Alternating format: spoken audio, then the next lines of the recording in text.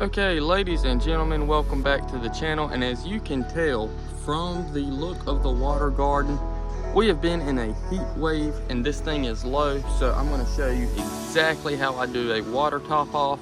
Now, because so much has evaporated, I actually don't even need to remove water. It's actually at around 15% lower than it should be. So that is perfect for just doing a top off. Let's get right into it. And so the first step, I will be using POPOSOAP for making the tap water out of the hose safe. I'm gonna do about half of a capful for the pond, and I'm gonna actually add this first. Pretty simple. And as you can see, I have my hose set to mist. And as you can see, all I have to do is set it at an angle to where it gently goes across the top, and it will refill slowly. That's what I want.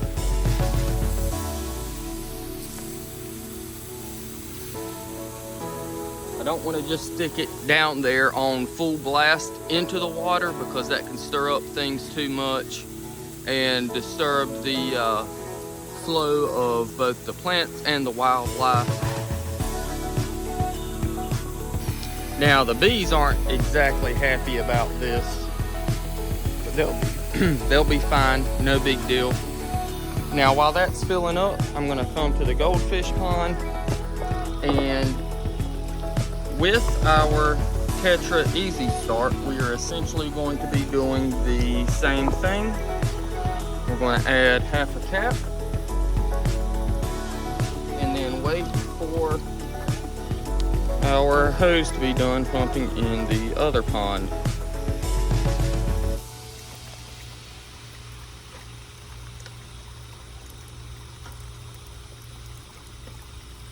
And as you can see, it is as simple as that. We are back up to pretty much a normal water level in the water garden, so it's all good for probably 2 or 3 days before this evaporates back down.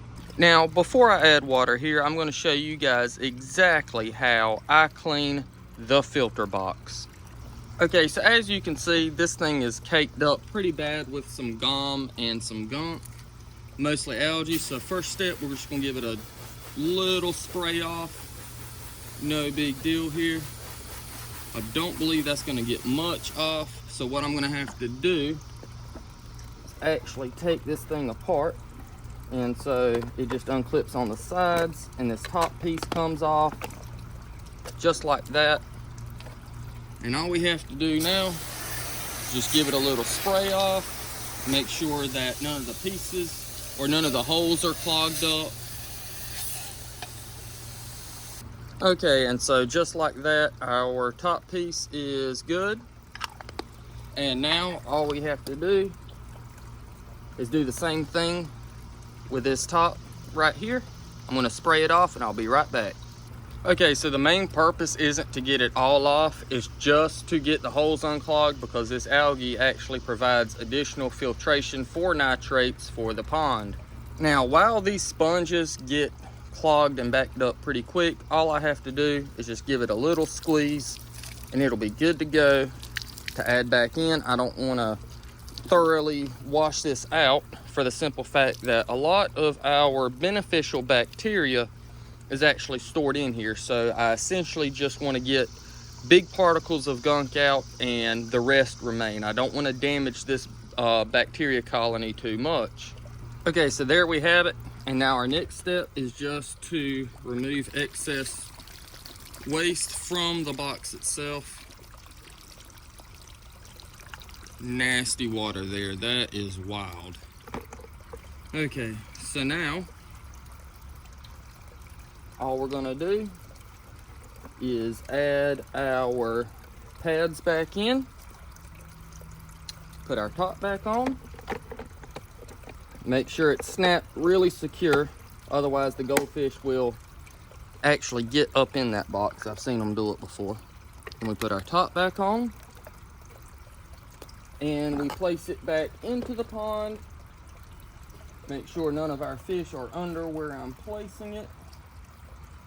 And after all of this, of course, my pond is a little bit cloudy. but it will clear up on its own. And now I'm gonna plug in the filter box just to make sure that the work I did, you know, actually worked. So it's a little bit better.